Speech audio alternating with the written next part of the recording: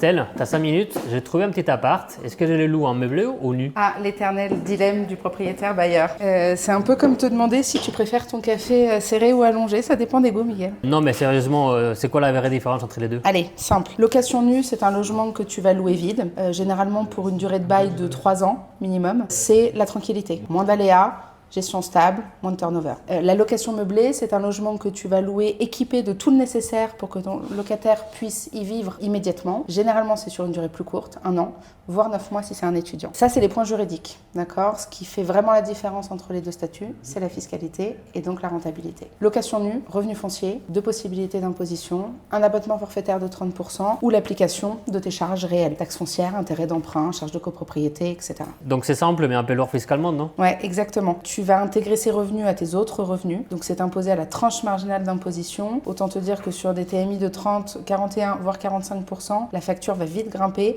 et c'est parfois même rédhibitoire. Et en location meublée alors, c'est plus intéressant? Oui et non.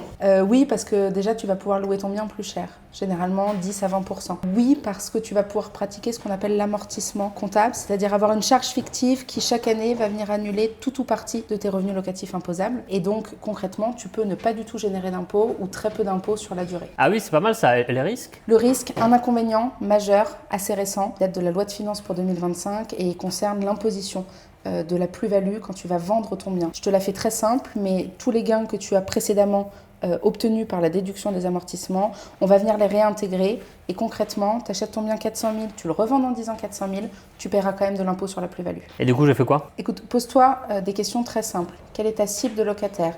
Étudiant, jeune actif, meublé. Famille long terme, plutôt nu. Quelle est ta fiscalité? Si tu es déjà fortement imposé, location meublée. Si tu es peu imposé ou que tu as du déficit à écouler, location nue. Quelle est ta stratégie patrimoniale? Rentabilité sur la durée, location meublée. Sécurité sur le long terme, location nue.